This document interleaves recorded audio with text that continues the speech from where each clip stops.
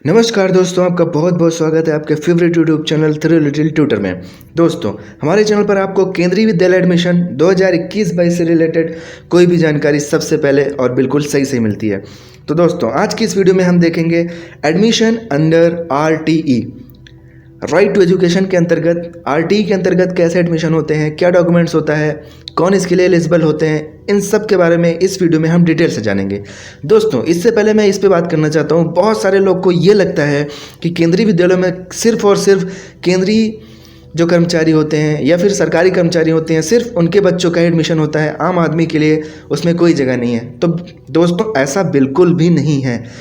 RTE जो है ये आपको फैसिलिटी प्रोवाइड करता है कि केंद्रीय विद्यालयों में जो 25% सीट्स होती हैं, टोटल सीट्स का जो 25% भाग होता है, वो आम आदमी के लिए, जो गरीब हैं और जो डिसएडवांटेज ग्रुप से बिलोंग करते हैं। डिसएडवांटेज ग्रुप कौन से होते हैं? जैसे कि EWS, OBC, SC, ST और भी कई तरह के होते हैं। आगे मैं वीडियो में बताऊंगा जो डिसएडवांटेज ग्रुप होता है उसके बारे में। तो दोस्तों, इन सबको भी एडमिशन मिलता है और आसानी से मिल जाता है RTE के अंतर्गत। तो चलिए दोस्तों, इस वीडियो में हम डिटेल से बात करेंगे कि केंद्रीय विद्यालय में RTE के थ्रू एडमिशन कैसे होता है और क्या क्या आपको फैसिलिटीज़ मिलती हैं, क्या क्या डॉक्यूमेंट्स लगते हैं, क्या क्या एलिजिबिलिटी होती है। तो कहीं मत जाइएगा, वीडियो को कहीं भी स्किप मत करिएगा। मैं भगवान से प्रार्थना करता हूँ कि अगर आप RTE के तहत आवेदन करते हैं तो आपके बच्चे का एडमिशन हो जाए। तो चलिए सबसे पहला पॉइंट देखेंगे हम, व्हाट इज़ RTE। RTE होता क्या है? तो सबसे पहले हम बात करेंगे कि RTE होता क्या है। तो दोस्तों, RTE होता है भारत के संविधान के 86वें संशोधन 2002 में आर्टिकल 20A को शामिल किया गया, जिसके अंतर्गत 6 से 14 साल के जो बच्चे होते हैं उनको उनके नज़दीकी सरकारी स्कूलों में निःशुल्क और अनिवार्य शिक्षा दिया जाना होता है। यह शिक्षा, निःशुल्क शिक्षा का यहाँ पर जो अर्थ है वो ये है कि बच्चों के अभिभावकों से उनके स्कूल की फ़ीस, उनके यूनिफॉर्म का पैसा और पुस्तकों के लिए कोई पैसे नहीं लिए जाते हैं। तो इस तरीके से जो है आप जो है RTE के अंतर्गत मतलब फ्री में भी पढ़ा सकते हैं अपने बच्चों को। अब इसमें कितनी सीट्स रिजर्व होती हैं? जैसे माना कि किसी केंद्रीय विद्यालय में 100 सीट्स हैं, तो 100 का 25% हुआ कितना? 25 सीट। तो दोस्तों, जो 25 सीट होती हैं वो रिजर्व होती हैं RTE में एडमिशन के लिए। इसमें डिसएडवांटेज ग्रुप जैसे कि OBC, EWS, SC, ST या फिर आर्थिक रूप से जो पिछड़े वर्ग हैं उनके बच्चे, और जैसे कि बेघर बच्चे हैं, बेसहारा बच्चे हैं, प्रवासी मजदूर के बच्चे हैं, इनको जो है एडमिशन मिलता है इस कैटेगरी के अंतर्गत। तो दोस्तों, 100 में से 25 सीट्स इनके लिए रिजर्व होती हैं, तो इसमें आप आसानी से एडमिशन पा सकते हैं। इसके बाद जो बची सीटें होती हैं, इसमें फिर जो सरकारी कर्मचारी वगैरह होते हैं उनको उनके कैटेगरी के हिसाब से प्रायोरिटी मिलती है। तो ये बात हो गई RTE के बारे में। अब इसके लिए एलिजिबल कौन होता है? तो दोस्तों, इसके लिए जो पात्र होते हैं वो होते हैं 6 से 14 साल के जो बच्चे होते हैं वो इसके लिए पात्र होते हैं। जो आर्थिक रूप से कमज़ोर वर्ग से आते हैं उनको भी 25% जो है आरक्षण मिलता है RTE के अंतर्गत, और जिनकी फैमिली की जो इनकम है वो 3.5 लाख से कम है, वो 3.5 लाख से कम है, तो वो भी RTE के लिए आवेदन कर सकते हैं।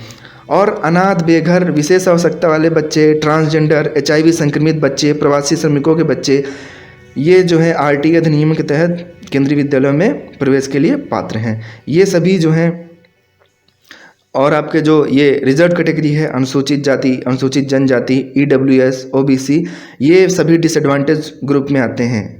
तो ये सभी जो है आवेदन के लिए पात्र हैं, ये सभी अप्लाई कर सकते हैं। अब एक नज़र डालते हैं कि डॉक्यूमेंट्स कौन कौन से लगाने होंगे अगर आप जो है इसके तहत आवेदन करते हैं। तो डॉक्यूमेंट्स की मैं बात करूं तो सबसे पहले दोस्तों, माता पिता का एक पहचान पत्र होना चाहिए, ड्राइविंग लाइसेंस, आधार कार्ड, कुछ भी हो सकता है। इनकम सर्टिफिकेट होना चाहिए राजस्व विभाग से बना हुआ, और उसके बाद उसमें इनकम जो होती है वो 3.5 लाख से कम होनी चाहिए। बच्चे का जन्म प्रमाण पत्र या फिर कोई और पहचान पत्र होना चाहिए। जाति प्रमाण पत्र होना चाहिए, कास्ट सर्टिफिकेट जिसको बोलते हैं। और अगर बेघर तथा प्रवासी मजदूर के अगर बच्चे हैं तो उनके लिए एफिडेविट होना चाहिए। एफिडेविट तहसील से बन जाती है, आप वहाँ से बनवा सकते हैं। बच्चे की फ़ोटो होनी चाहिए, और अगर बच्चा अनाथ है तो उसके माता पिता की जो मृत्यु का प्रमाण पत्र है वो भी जो है होना चाहिए। तो इतने जो है इम्पोर्टेंट डॉक्यूमेंट्स होते हैं जो RTE के तहत अगर आप आवेदन करते हैं तो ये आपको तैयार रखने होंगे।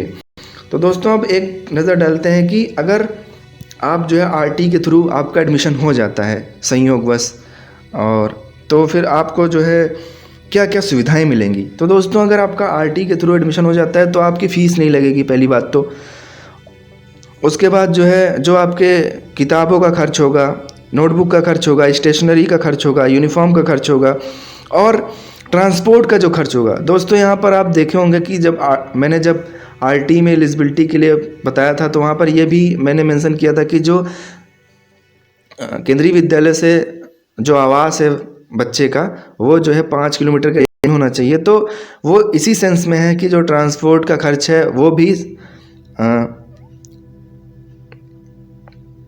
जो गवर्नमेंट है वो जो है रीइंबर्स करती है, मतलब वापस करती है अगर आप जो है प्रॉपर बिल देते हैं तो उसके बाद इसीलिए वो जो है वो 5 किलोमीटर के रेंज में रखती है कि जो घर है वो 5 किलोमीटर के रेंज में होना चाहिए ताकि जो है उसको ज़्यादा फेयर ना देना पड़े।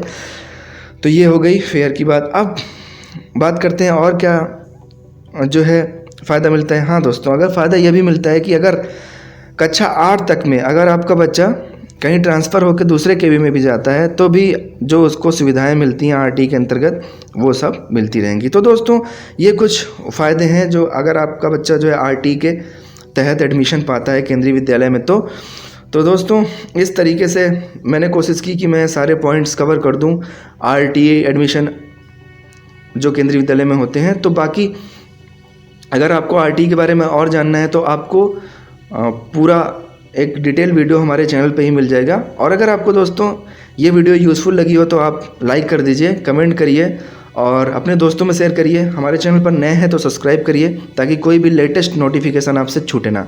Thank you so much for